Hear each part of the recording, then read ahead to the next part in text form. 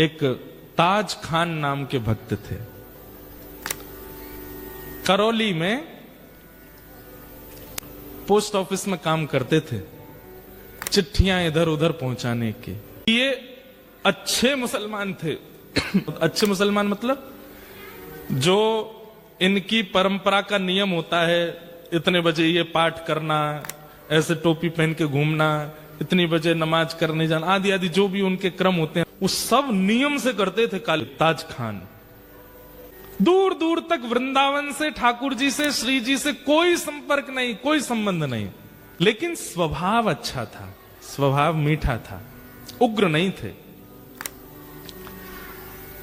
बल्कि इन्होंने अपने डाकघर के जो मुखिया थे उनसे कह करके कि मुझे इतने बजे नमाज के लिए जाना होता, मुझे जाने दिया जाए, वो जाते थे। और जो भी इनके ग्रंथ होते हैं उनको पढ़ते रहते थे, खूब अच्छे से अपने धर्म का पालन करते थे। लेकिन मदन मोहन जी बड़े टेढ़े ठाकुर, इनके मन में आ गया कि इसको अपना बनाना है मुझे। एक बार एक चिट्ठी आई मदन मोहन जी के गोस्वामी जी की, और ये चिट्ठी बांटने यही जाते थे सब जगह। तो जैसे ही ये मदन मोहन जी के गोस्वामी जी की चिट्ठी लेकर के जैसे ही सीढ़ी चढ़ने लगे ऊपर, तो द्वारपाल ने इनको वहीं रोक दिया। बोले क्या बात है, क्यों चढ़े आ रहे हो ऊपर? बोले अरे भैया हम डाकघर से आए हैं, चिट्ठी है, गुसाई जी की चिट्ठी देने आए हैं।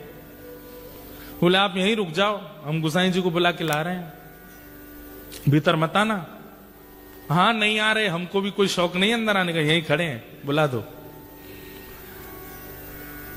अब वो द्वारपाल भीतर गया, पीछे जाकर के जाने ऐसी कोई क्या व्यवस्था उसको लगी, वो वहीं व्यस्त हो गया उसको करने में, गुसाई जी को बुलाना ही भूल गया।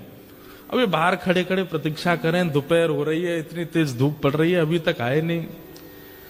थोड़ी देर प्रतीक्षा करने के बाद इन्होंने द्वार खोला, मंदिर का मुख्य द्वार बाहर वाला खोला, खोल करके भीतर प्रवेश कर गए।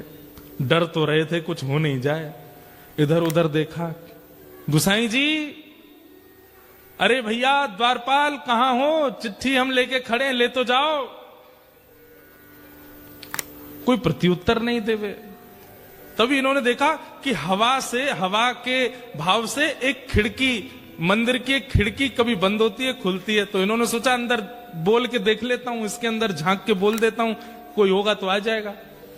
ये जैसे ही गए, खिड़की खुल रही थी, बंद हो रही थी, खुल रही थी, बंद हो रही थी। जैसे ही इन्होंने वहां अंदर झांक करके भीतर गुसाई जी बोला ही और नेत्र खोल करके देखा, तो सामने मंदिर में श्री मदन मोहन जी का इनको दर्शन हुआ।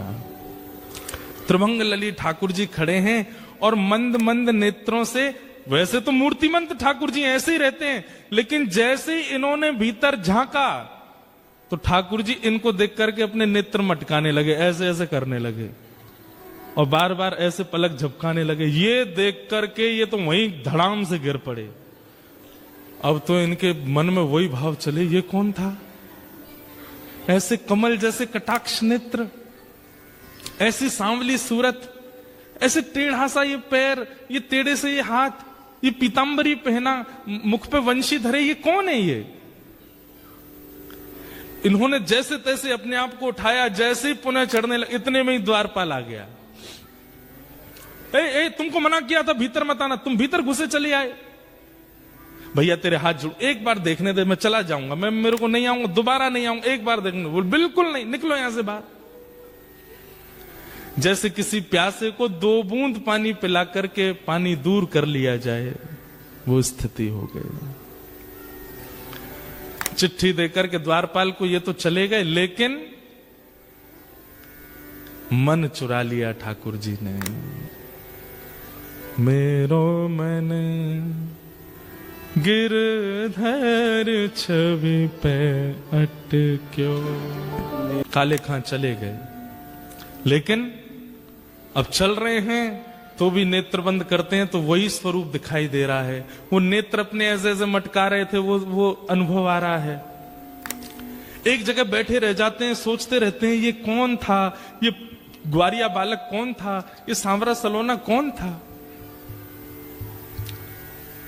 आज तक कभी अपने नमाज के समय में, अपनी दिनचर्या में कभी बदल फेर नहीं हुआ, लेकिन अब करने कुछ और जाते हैं, करने कुछ और लग जाते हैं। स्थिति आपे से बाहर चली गई। अब तो ये मदन मोहन जी के मंदिर की जो सीढ़ियां थी, वहां से जब निकलते तो नीचे से देखते रहते, कब बुलाएंगे मुझे, कब स्वीकार करेंगे मुझे, कब दर्शन देंगे मुझे। बहुत दिन तक प्रयास किया कि ये मुझे कैसे भी ऊपर बुला लें, एक बार अपनी रूप छटा दिखा दें, लेकिन ठाकुर जी तो उनका स्वभाव है तड़पाना। जब नहीं दर्शन हुए तो एक दिन काले खां ने कसम खा ली, बोले ठाकुर जी या तो मुझे दिख जाओ, या तो मुझे मिल जाओ, नहीं तो मैं अनशन व्रत पर बैठ रहा हूं, मृत्यु पर्यंत प्राण त्याग दूंगा। ऐसी स्थिति हो गई। धीरे धीरे अपना काम छोड़ दिया, परिवार वालों से दूर रहने लगे, अपने नियम क्रम सब से बिल्कुल ना इधर के रहे ना इधर के, बीच में आ गए बिल्कुल। स्थिति अवर्णनीय हो गई। एक दिन, 2 दिन, 3 दिन व्यतीत हो गए भोजन किए बिना। 3 दिन बाद श्री मदन मोहन लाल जी को बड़ी दया आ गई। बोले कि भूखा प्यासा बैठा है। अब ये भी तो बात है कि जैसे हम लोगों को तो पता है कि ठाकुर जी को मनाना है तो हम कथा में चले जाएं, ठाकुर जी को मनाना है तो संतों को भोजन करा दो, ठाकुर जी को मनाना है तो परिक्रमा करे आओ, ठाकुर जी को मनाना है तो यज्ञ कर लो। अब काले खां को तो कुछ पता भी नहीं है, वो तो जाति धर्म से भी अलग है, उसको पता ही नहीं है क्या करना पड़ता है ठाकुर जी को रिझाने मनाने के लिए। उसके पास यही तरीका था, ठाकुर जी के आगे कसम खाली, बोले मैं प्राण त्याग दूंगा, मुझे मिलो नहीं तो। 3 दिन जब बीत गए बिना कुछ खाए पिए, तो रात में जब मंदिर बंद हुआ, मंदिर बंद होते ही सब गुसाई आदि सब चले गए, सुश्री मदन मोहन लाल जी अपने गहने जेवर आदि सब उतार करके एक सामान्य से ग्वारिया का रूप धारण किया। एक धोती पहनी, बगलबंदी पहनी, सिर पर एक स्वाफा बांधा, बिल्कुल ऐसे हो गए साधारण से। और जो भोजन की थाली श्री मदन मोहन जी की रात में रखी जाती थी, बंटा भोग बोलते हैं उसको, श्री मदन मोहन लाल जी का जो रखा था, ठाकुर जी ने उसको उठाया खुद और निकल पड़े काले खां के पास। यहां पर मरणासन अवस्था में काले खां बैठा है, गला सूख गया है, आंखें मरने को हो रही हैं। और उस समय पर द्वार पर दस्तक होती है, खटखटाने की आवाज आती है। काले खां जैसे तैसे खिसक करके जाता है। जैसे ही द्वार खोलता है तभी सामने देखता है एक नन्हा सा कुमार बालक, आयु होगी 8-9 वर्ष की, सिर पर स्वाफा बांध करके और ऐसे कमर पर अपने थाली लेकर के और दूसरे कमर पर हाथ धर के द्वार पे आके खड़े हो गए और आकर के बोले, तुम्हारा नाम काले खां है? काले खां बोले, हाँ भैया मेरा नाम काले खां, पर तुम कौन हो? और ये इतने सुंदर हो, इतने प्यारे हो, तुम्हारी मैया नहीं है, तुम्हारे पिताजी नहीं है जो आधी रात में तुमको अकेला छोड़ दिया? अरे हम देखने में छोटे लगते हैं, वास्तव में तो श्री मदन मोहन जी मंदिर के हम टहलुआ हैं, रात भर चौकीदारी करते हैं। डोल डोल टहलुआ कहते हैं जो टहल टहल करके रखवाली करे। कई लोग होते हैं ना, उम्र तो बड़ी होती है, दिखने में वही है हमारा भी, उम्र तो हमारी बहुत है। कितनी उम्र होगी? बोले गिन नहीं पाओगे, 2-3 हजार साल के तो हैं हम। तो काले खां बोला मजाक कर रहा है भाई, छोटा बालक है, बड़ी बड़ी बात कर रहा है। अच्छा भैया मदन मोहन जी मंदिर से आए? बोले हाँ। क्यों आए?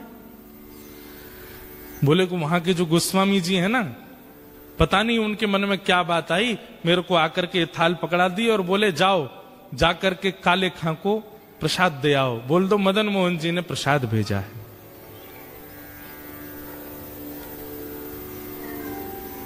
काले खां बोले सुनो, इसको तुरंत वापस ले जाओ, एक कौर नहीं खाऊंगा इसमें से, ये मैं सब जानता हूं ये लीला कौन कर रहा है, ये वही छलिया, वही कपटी, वही मरकट बंधु, मुझे एक झलक दिखा करके इतना परेशान कर दिया और अब मेरे अनशन को तुड़वाने के लिए थाल भेज दी है। कह देना गोस्वामी जी से, जब तक दर्शन नहीं होगा मैं ये प्रसाद नहीं पाऊंगा और मुझे दर्शन होगा नहीं, क्योंकि मैं तो मुसलमान हूं, मुझे मंदिर में प्रवेश मिलेगा नहीं, इसलिए मुझे प्राण त्यागने पड़ेंगे, दोबारा जन्म लेना पड़ेगा। और सुनो, एक बात और कह देना अपने मदन मोहन से। बोले क्या? उसने जो अपना नाम धर रखा है ना जगन्नाथ, मैंने सुना था कहीं उनका नाम जगन्नाथ है, उनसे कह दो कि तुम जगन्नाथ नहीं हो, अपना नाम रखो हिंदूनाथ, तुम केवल हिंदुओं के नाथ हो, ये जगतनाथ मत बोला करो अपने आप को। ठाकुर जी खड़े खड़े सुन रहे हैं। बोले सुनो, गुसाई जी की बात तो सुन लो पूरी। काले खां बोले क्या? बोले इसमें से प्रसाद पा लेना और प्रसाद पा करके सुबह बर्तन मांज करके मंदिर दे जाना और मदन मोहन जी के दर्शन कर जाना। गुसाई जी ने आज्ञा दी। सुन करके काले खां खुश हो गए।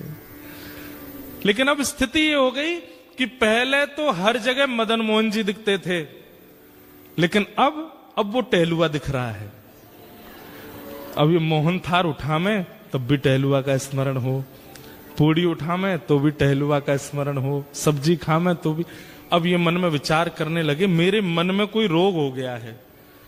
ये पहले तो मदन मोहन अच्छे लग रहे थे, अब उनका सेवादार ये टहलुआ अच्छा लग रहा है। कहीं ऐसा नहीं हो ये मेरे संग हो क्या रहा है, किसी ने टोना टोटका तो नहीं कर दिया मुझ पे। रात भर मन में विचार करने लगे, अपने मन से कहने लगे टहलुआ नहीं मदन मोहन, उनको याद करो। लेकिन याद करें मदन मोहन जी को खड़ा दिखाई दे टहलुआ ऐसे थाली लेकर के। रात्रि में ठाकुर जी ने गोस्वामी जी को सपना दिया और स्वप्न देकर के कहा, बोले पहले दिन चिट्ठी लेकर के मेरा भक्त काले खां आया था, द्वारपाल ने उसको डांट भगा दिया।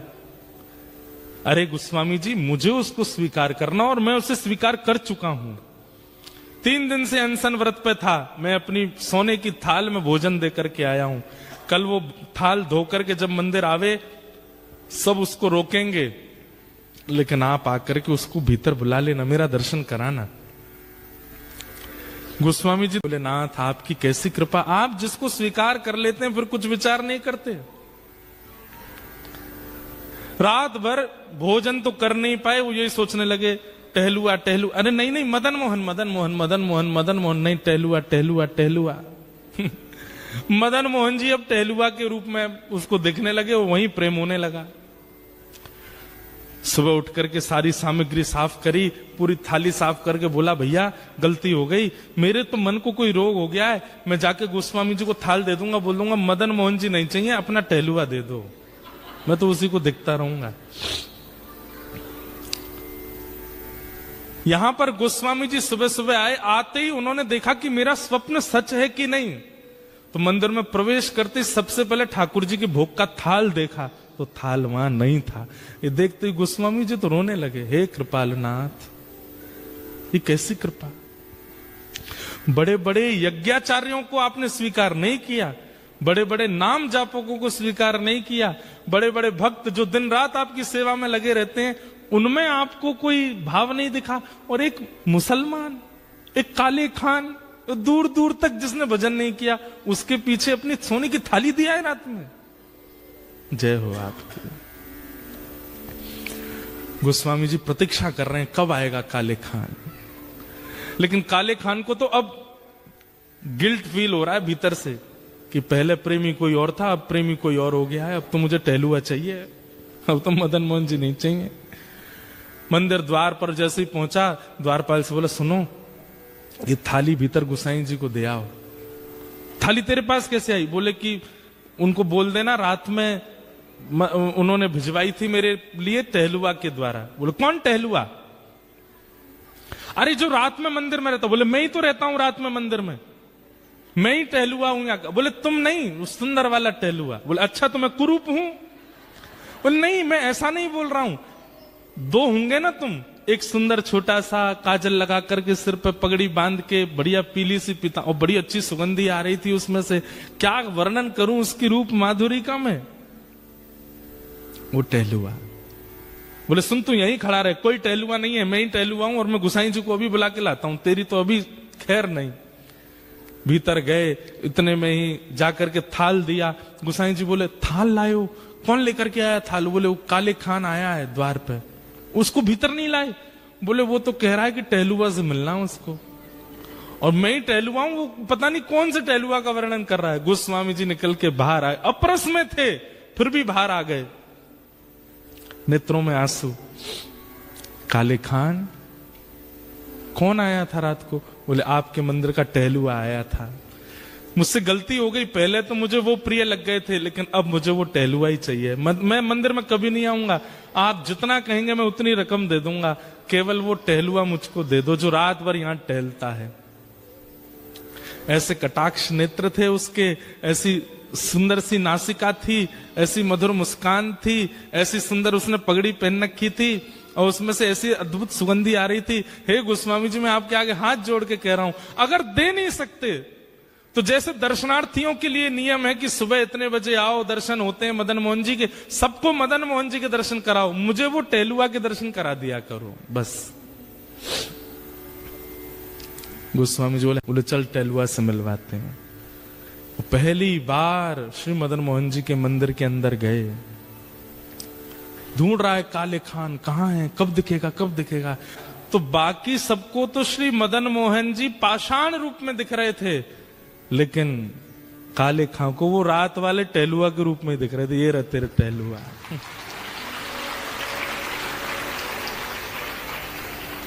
नेत्र सजल हो गए, वो सजल होकर के बस उसी दिन